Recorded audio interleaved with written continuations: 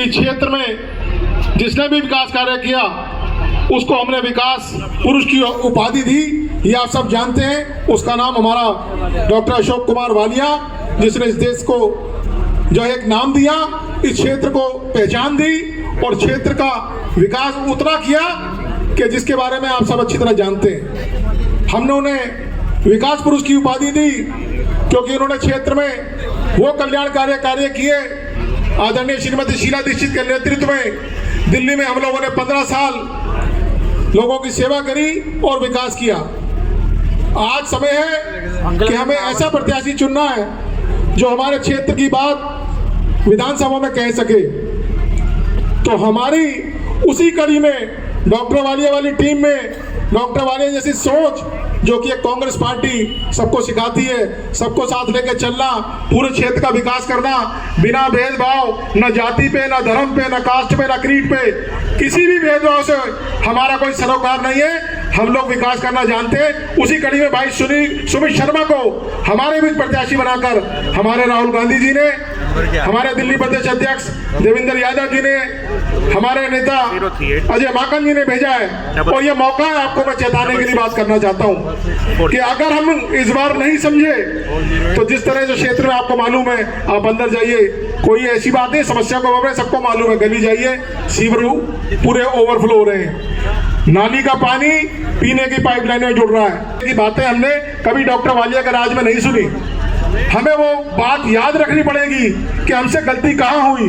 हमने इनको भरोसा करके इनको मुख्यमंत्री बनाया, केजरीवाल साहब को लोगों ने भरोसा करके, मगर उसने क्या कहा, जब भी कोई काम कराने की बात आई तो कभी एक नूरा कुश्ती, कभी कहता है कभी जी काम नहीं करने दे रहा, कभी कहता है मोदी काम नहीं करने दे रहा।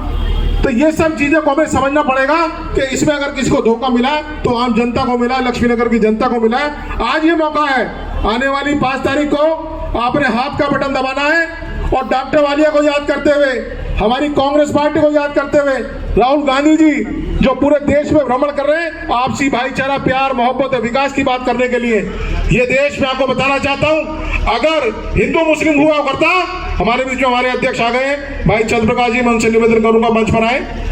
ये देश आजादी से लेकर आज तक जो भी तरक्की हुई है वो कांग्रेस सरकार ने करी है। बड़े फक्र के साथ मैं कहना चाहता हूं कि मैं उस पार्टी का कार्यकर्ता हूं और उसी कार्यकर्ता के रूप में हमारे बीच में सेवा करने के लिए भाई सुमित शर्मा जी को हमारे हाईकमान ने भेजा है।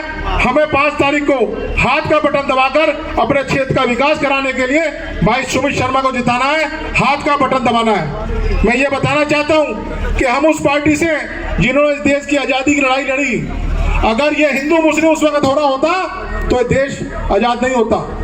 हमारे देश की आजादी में हिंदू मुस्लिम सिख ईसाई सबका खून इस पट्टी में है, कोई हमको अलग नहीं कर सकता।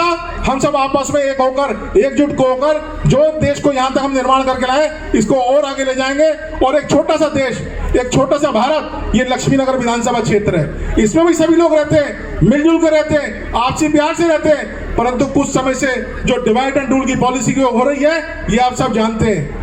यहाँ सब लोग मिलकर रहना चाहते हैं। डॉक्टर वालिया के राज में कभी ऐसी बातें नहीं हुई, शीला जी के राज में कभी ऐसी बातें नहीं हुई। कांग्रेस ने कभी किसी को अलग नहीं समझा, सबको साथ देने की नीति हमने करी, हमने आगे विकास करके दिखाया।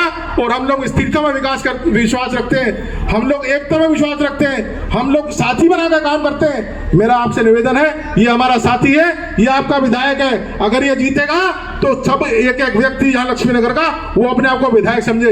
ये नहीं, आपको इसका इंतजार नहीं करना पड़ेगा कि कभी भारतीय जनता पार्टी का जो आज हाल हो रहा है, ये भी जैसे हमारे संजय भाई कह रहे हैं कि कभी विधायक को देखा है, कभी काउंसलर को देखा है, ऐसी नौबत मैं विश्वास दिलाता हूं डॉक्टर वालिया जी की तरह ये काम करेगा। इस क्षेत्र में जो भी काम है बिगड़े हुए हैं उन्हें सुधारेंगे, देश को बनाएंगे और एकता के साथ हम चलेंगे।